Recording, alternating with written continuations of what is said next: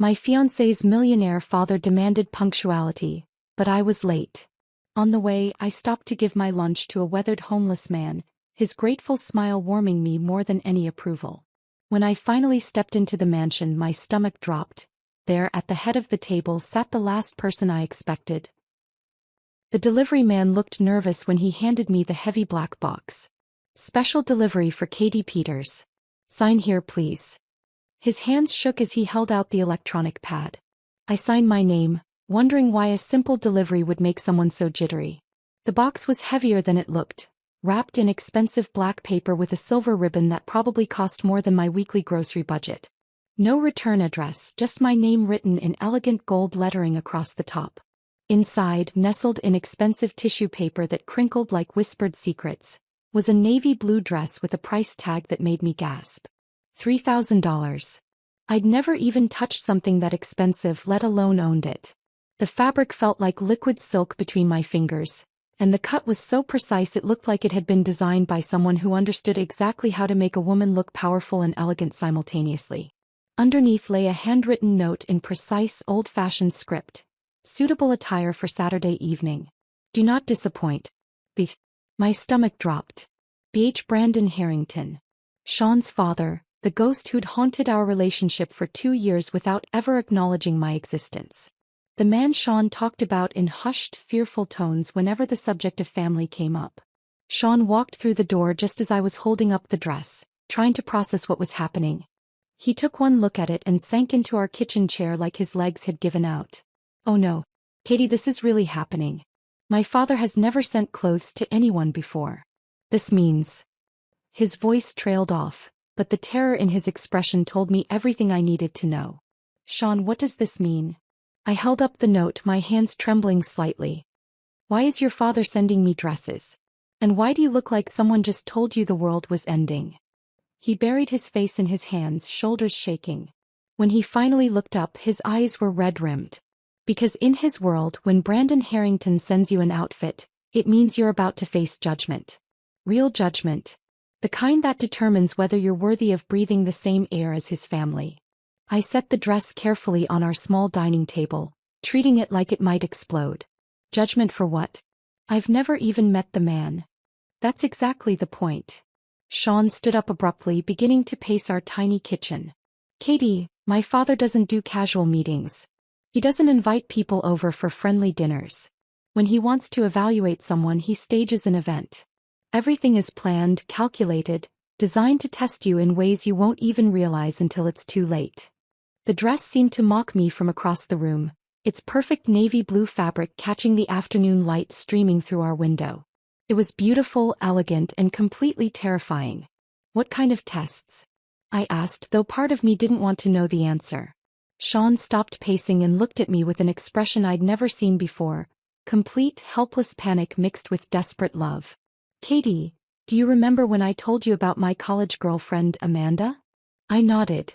He'd mentioned her briefly once, saying things hadn't worked out because of family pressure. She lasted exactly 45 minutes at dinner with my father. He asked her about her family background, her career goals, her thoughts on various social issues. By the time dessert was served, she was excusing herself to go to the bathroom and never came back. I found her crying in the parking lot, saying she couldn't handle the interrogation. My mouth went dry. What did he do to her? He didn't do anything overtly cruel. That's what makes it so terrifying. He just dissected her.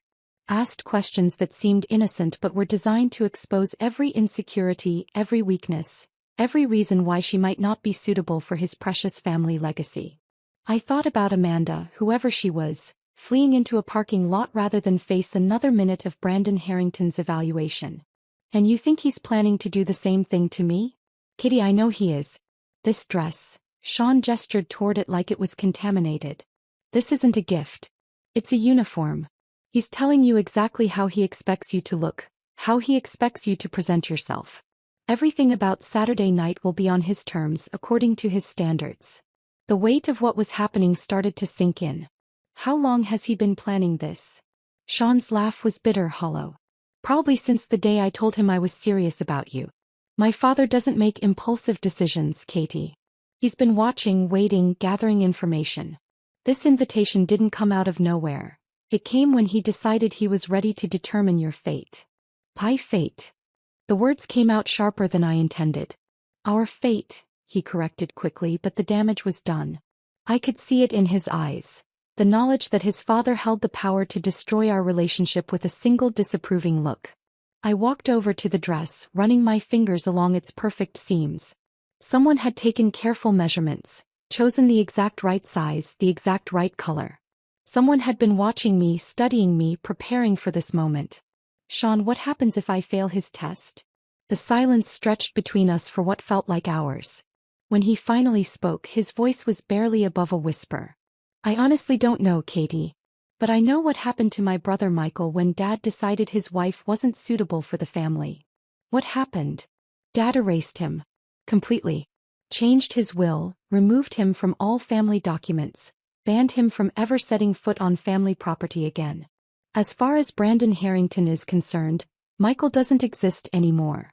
The dress suddenly felt less like an elegant gift and more like a costume for my own funeral.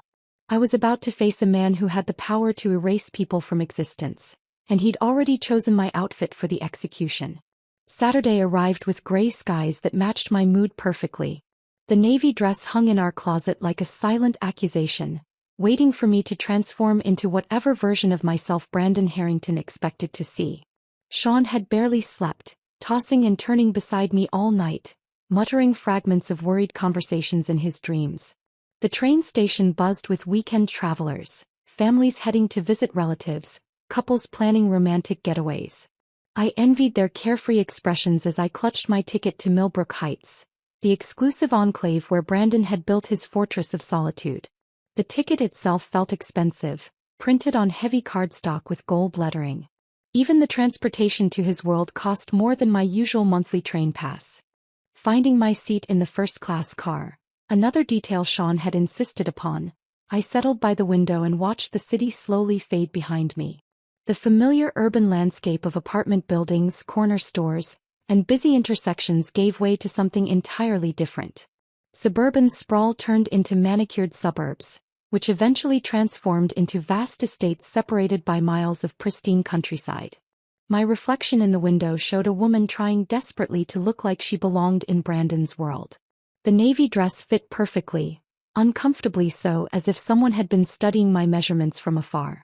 My hair was styled in a way that felt foreign, swept back into an elegant chignon that my neighbor Mrs. Rodriguez had helped me achieve after 3 practice attempts.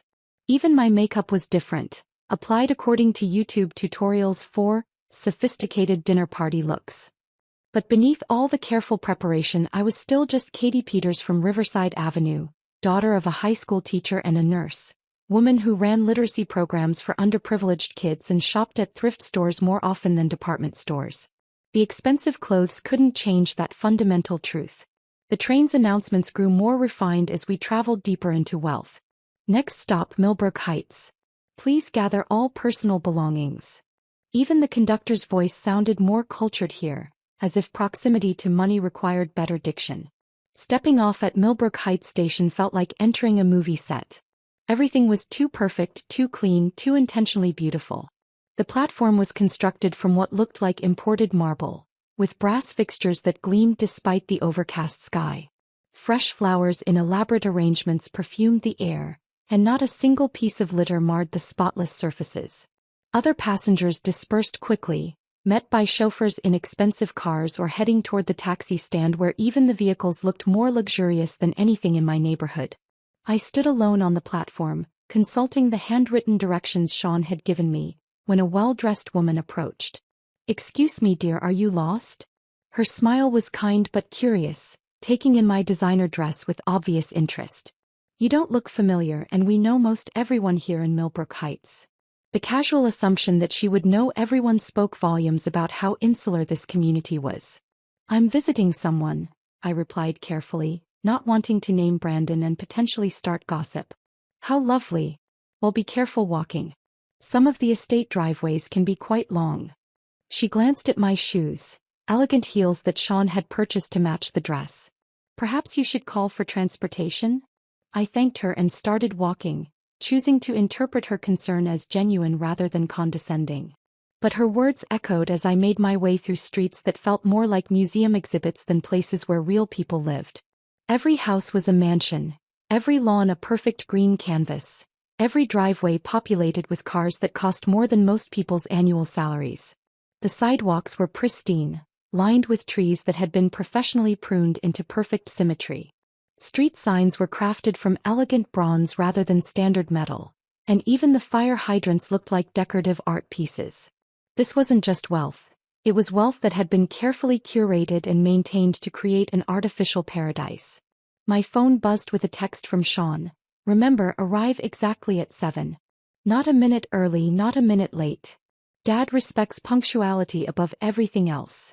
The pressure of perfect timing added urgency to every step. I found myself checking my watch obsessively, calculating and recalculating the distance remaining versus the time available.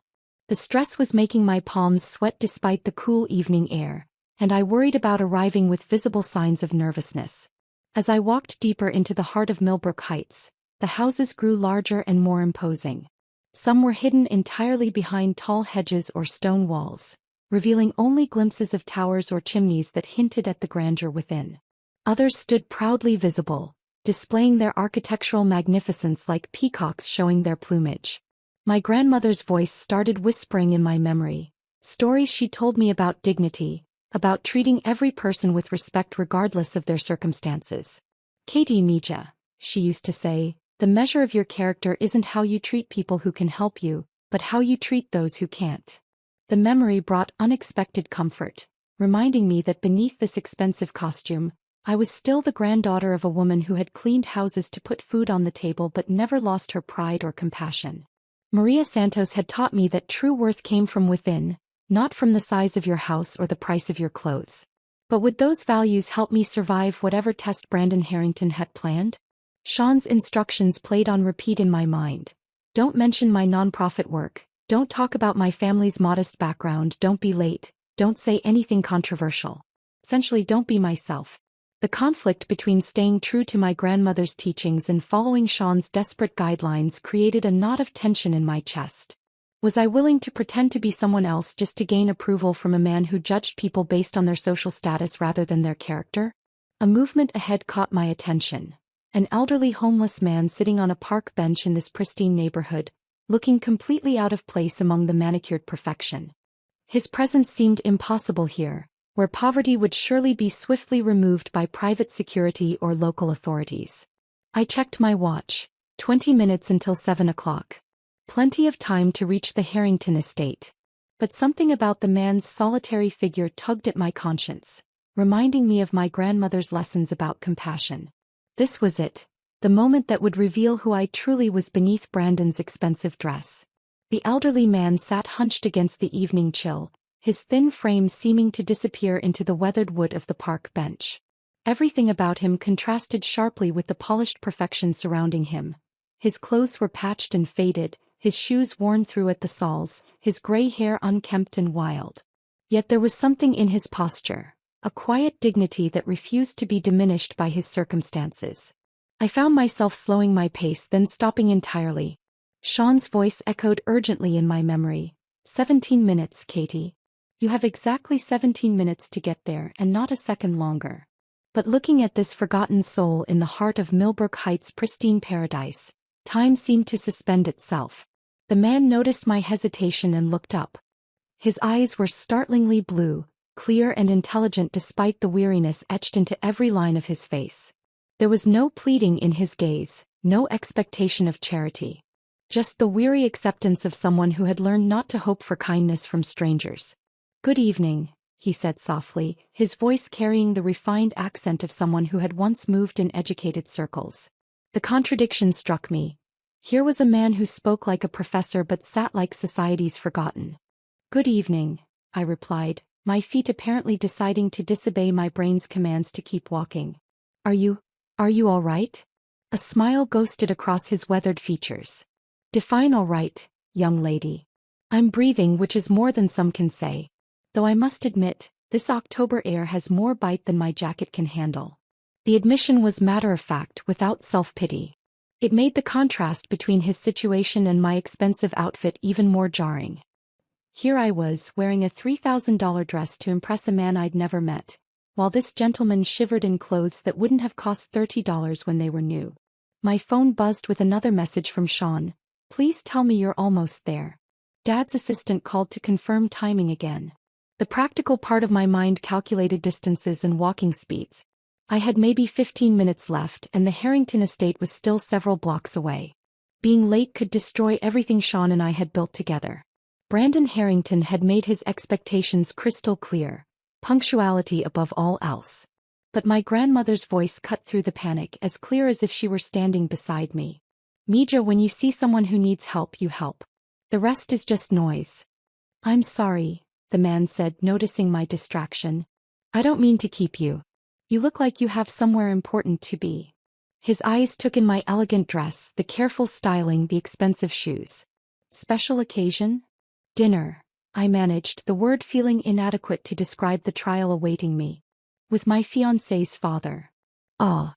Something flickered in those intelligent eyes. The meeting that changes everything then. I remember those. There was a story behind that comment, layers of experience that spoke of a life once lived in different circumstances. But before I could ask what he meant, his stomach growled audibly in the silence. When did you last eat? I asked, already knowing I wouldn't like the answer. Yesterday, I believe. The shelter serves lunch at noon, but I... He trailed off, looking embarrassed. I seem to have lost track of time today. These streets all look the same after a while. The turkey sandwich in my purse had been my insurance policy. Something light to eat beforehand so I wouldn't be hungry during dinner with Brandon. Now, looking at this man's hollow cheeks and the way his clothes hung loose on his frame, keeping it seemed impossibly selfish. Here, I said, pulling out the sandwich before I could second-guess myself. It's not much, but... He stared at the offered food as if I'd produced a miracle. Oh, my dear, I couldn't possibly. Please, I interrupted gently. My grandmother always said food tastes better when it's shared. His hands trembled slightly as he accepted the sandwich, and when he took that first bite, his eyes actually closed with what looked like relief. The gratitude in his expression was so pure, so genuinely appreciative, that it made my chest tight with emotion. Thank you, he said after swallowing. You have no idea what this means. But I was beginning to think I did. This simple act of sharing felt more meaningful than all of Sean's careful preparations for tonight.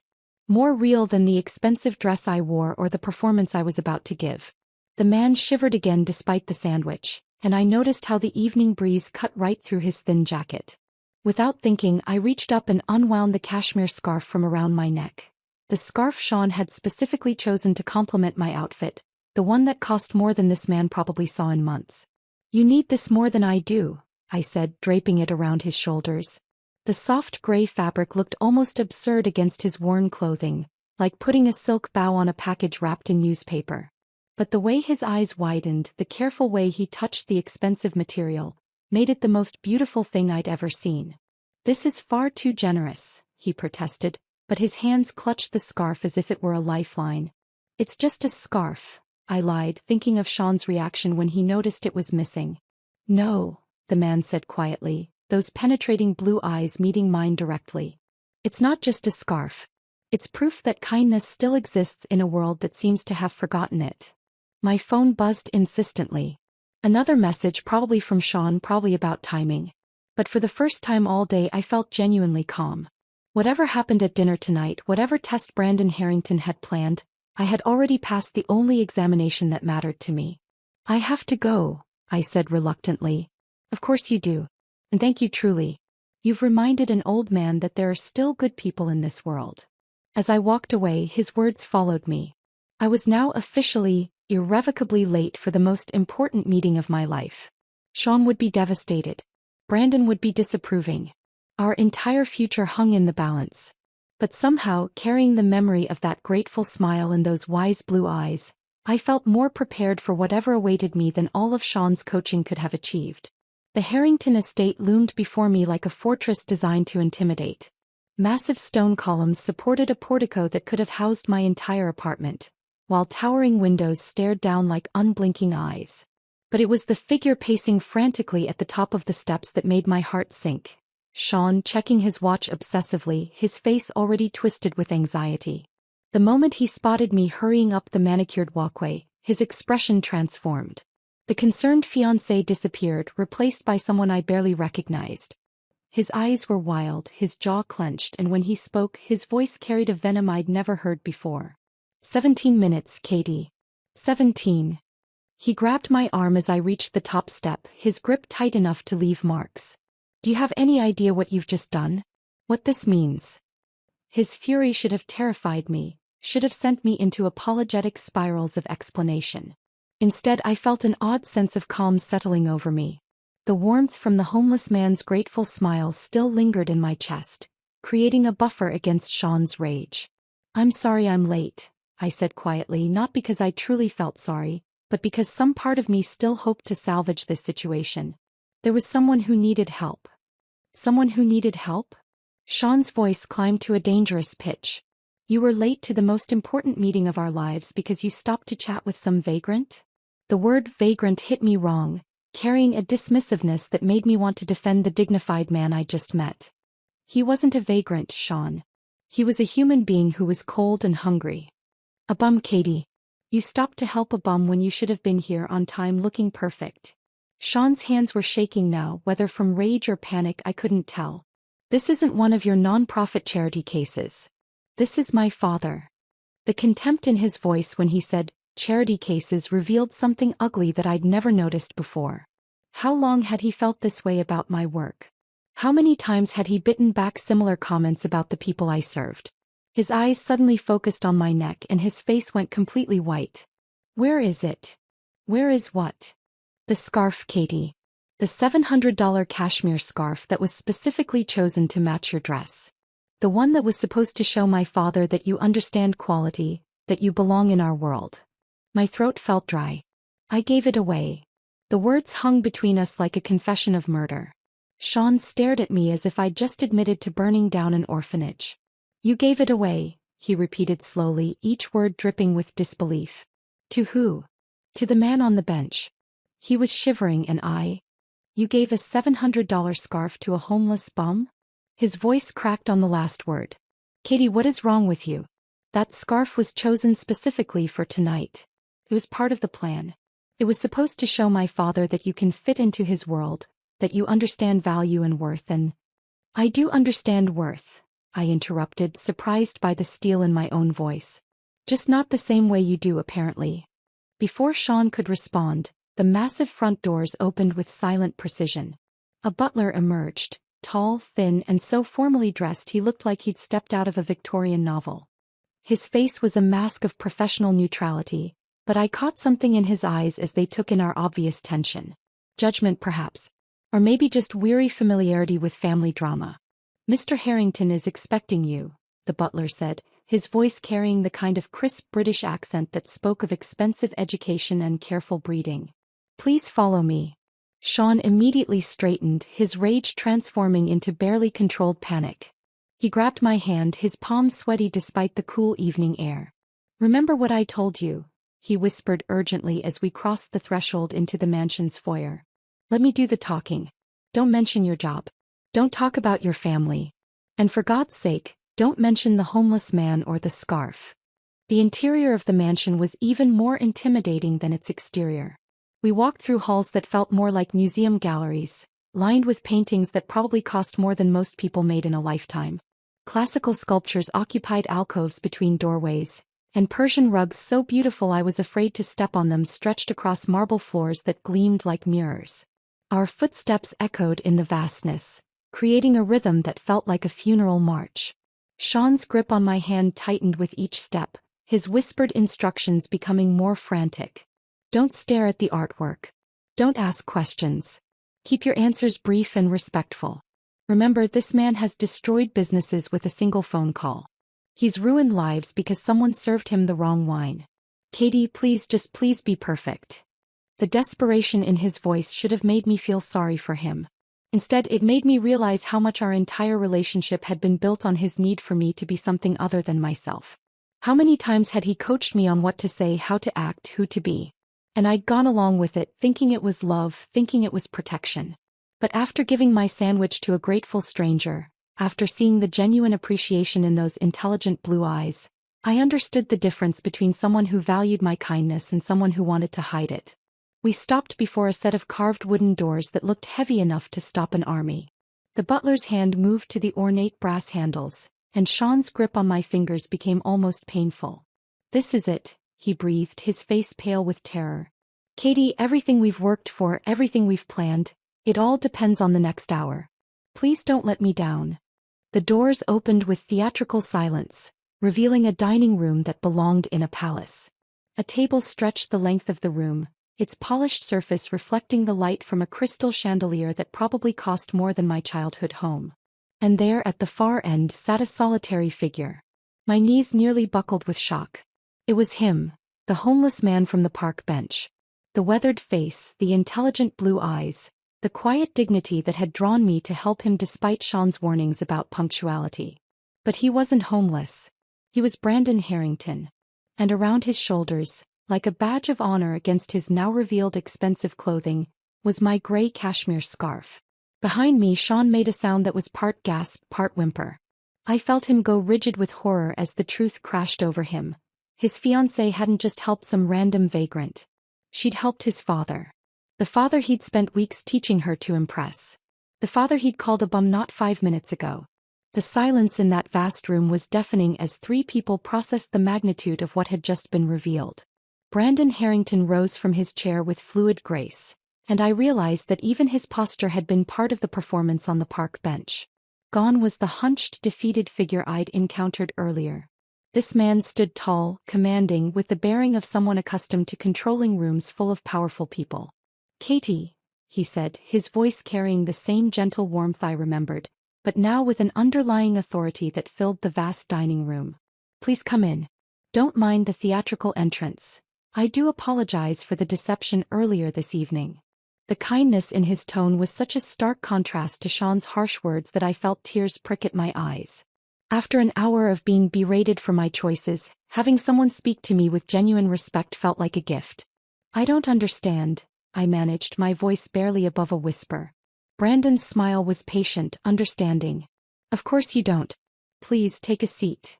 He gestured to the chair directly to his right, the position of honor at the long table. "I have quite a story to tell you both." Sean hadn't moved from the doorway. He stood frozen, his face cycling through expressions of horror, confusion, and dawning comprehension. When Brandon's eyes finally shifted to acknowledge his son's presence, the temperature in the room seemed to drop several degrees. "Sean," Brandon said, his voice now devoid of warmth, "you may join us or you may leave. The choice, as always, is yours." The dismissive tone made Sean flinch visibly. He stumbled forward like a man in a trance, taking a seat far down the table, as far from both of us as possible. The distance felt symbolic. He was no longer part of the inner circle, no longer the favored son whose approval mattered. I moved to the chair Brandon had indicated, my legs unsteady. The cashmere scarf still draped around his shoulders looked almost regal now, transformed from a homeless man's borrowed warmth into what it truly was, a token of character proven under pressure. "You're wondering how long I've been doing this," Brandon said, settling back into his chair with the ease of someone completely comfortable with his own power. "The answer is 37 years. Ever since my late wife pointed out that everyone who came into our lives seemed to want something from us rather than simply wanting to know us." He paused, his fingers absently stroking the soft fabric of my scarf. "She suggested I find a way to see people's true nature when they believed their actions had no consequences. When they thought no one important was watching." The butler appeared silently, pouring wine from a bottle that probably cost more than my monthly salary. Brandon waited until we were alone again before continuing. "I've sat on park benches in disguise outside the homes of potential business partners, watching how they treated their gardeners or delivery staff. I've posed as a janitor in office buildings to observe how executives behaved when they thought no one of importance could see them. I've been a homeless man on street corners, an elderly customer struggling with heavy groceries, a confused tourist asking for directions." My mind reeled at the implications. How many people had unknowingly been tested by one of the most powerful men in the country? "What I've learned," Brandon continued, "is that kindness is the rarest commodity in the world. Rarer than gold, more valuable than diamonds. Most people, when faced with someone who can offer them nothing in return, simply look away.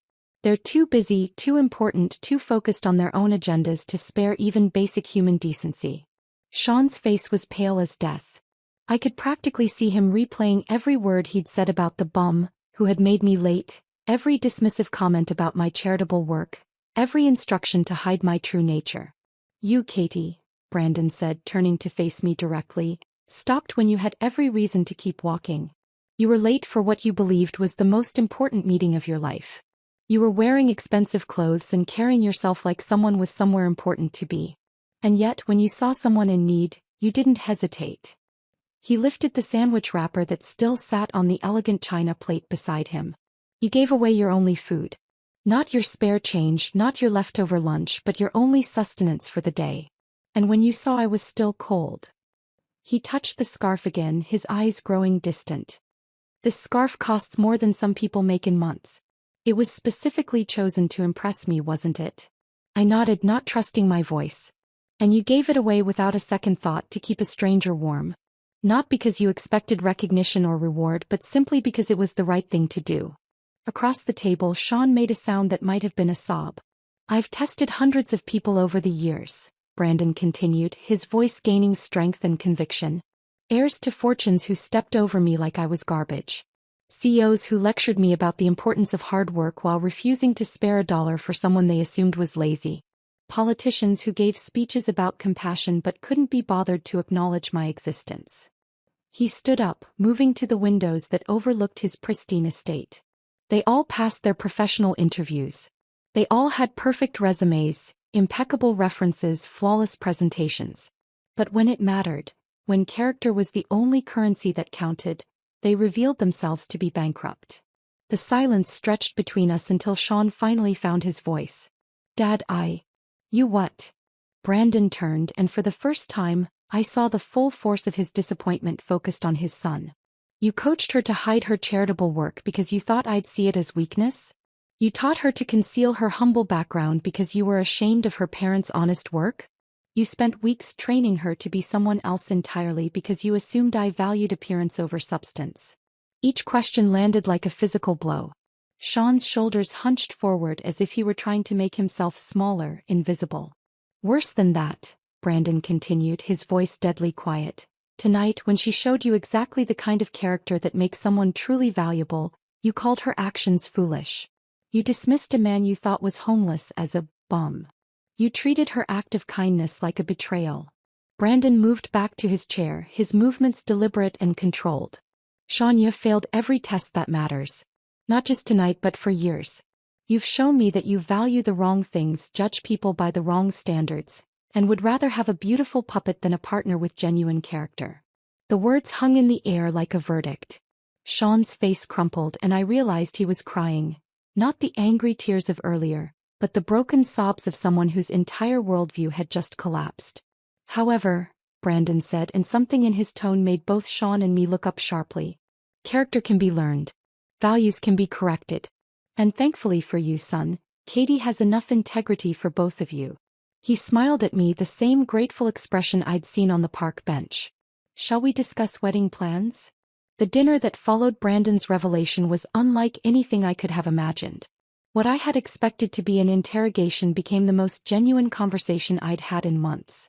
Brandon leaned forward in his chair, his eyes bright with curiosity as he asked about my literacy program.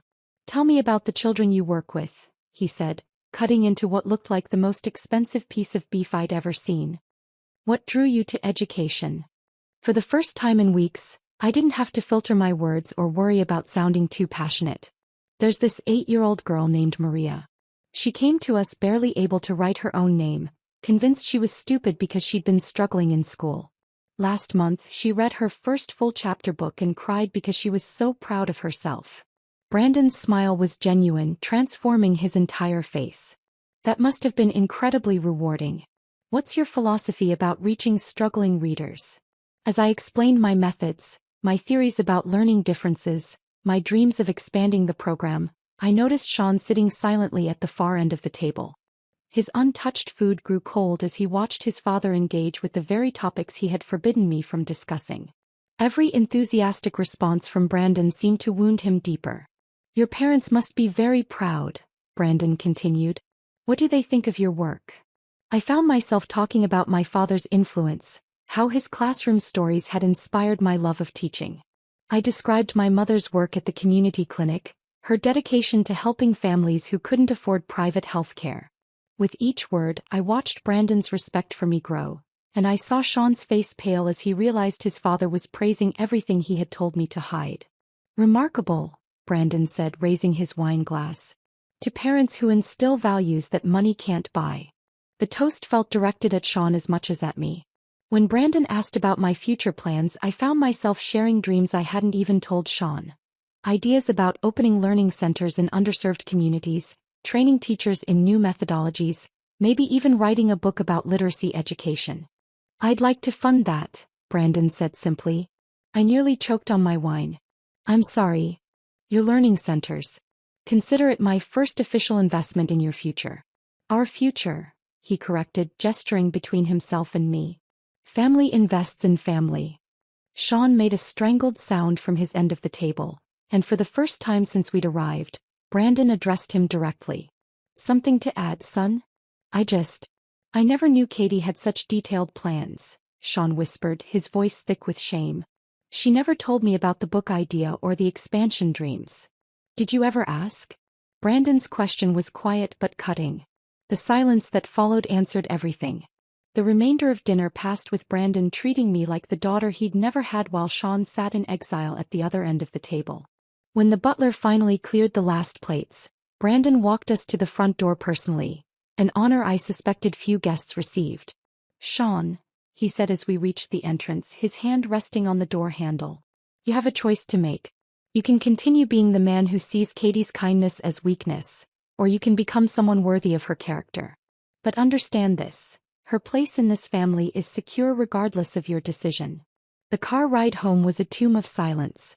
Sean gripped the steering wheel so tightly his knuckles were white, and I watched the familiar streets blur past through my own reflection in the passenger window. By the time we reached our apartment, I could hear his breathing becoming labored, irregular. The moment our front door closed behind us, Sean collapsed. He didn't just cry, he shattered. His whole body shook as sobs tore through him, and he slumped against our kitchen counter like his strings had been cut. I had never seen a grown man break down so completely, and despite everything he had put me through, my heart ached for him. Katie, I'm so sorry, he gasped between sobs. I'm so incredibly sorry. Not just for tonight but for everything. For 2 years of trying to make you into someone else. For being ashamed of the things that make you beautiful. For caring more about impressing my father than protecting the woman I love. He looked up at me with red, swollen eyes. I spent so much time being terrified of his judgment that I became exactly the kind of person he despises. And I tried to turn you into that too. The raw honesty in his voice made something shift inside me. This wasn't the polished, controlling Sean I'd been living with. This was someone stripped bare, finally seeing himself clearly. I watched him tonight, Sean continued, wiping his nose with the back of his hand. Watched him light up when you talked about your work, your parents, your dreams. Things I told you to hide because I thought they weren't good enough. Katie, you've been good enough this whole time. You've been better than good enough. I'm the one who wasn't worthy. Over the following weeks, I witnessed a transformation that seemed impossible. Sean began volunteering at my literacy program, initially awkward and uncertain but gradually finding his own way to connect with the children. He started asking me about my work not to critique it but because he genuinely wanted to understand what mattered to me. He called his brother Michael for the first time in 5 years, apologizing for not standing up to their father's judgment of Sarah. He researched my field, reading articles about educational equity and learning differences, not to control my conversations but to be a better partner in them. Most surprisingly, he began developing his own relationship with Brandon based on respect rather than fear. They started having regular dinners where Sean listened more than he spoke, learning about the values that truly mattered to his father. 3 months later, I stood in my parents' backyard surrounded by white folding chairs and simple flower arrangements that my mother and I had made ourselves. The ceremony was everything I had always wanted. Intimate, authentic, focused on love rather than spectacle. Brandon sat in the front row wearing a perfectly tailored suit and my gray cashmere scarf, which he had insisted on keeping as a reminder of the day his real daughter joined the family. He walked me down the aisle when my father's emotional state made it clear he wouldn't make it through without sobbing. "Thank you," Brandon whispered as he placed my hand in Sean's, "for showing an old man that there are still people in this world who choose kindness over convenience." Sean's vows were simple but profound. "Katie, I promise to never again ask you to be anyone other than exactly who you are. Your compassion saved not just my relationship with my father, but my relationship with myself. I promise to spend the rest of my life becoming the man worthy of your heart."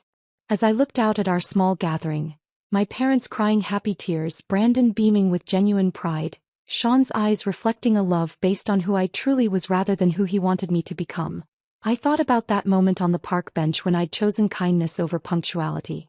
That single decision had changed 3 lives completely. Brandon had found the authentic relationships he'd been searching for through decades of testing.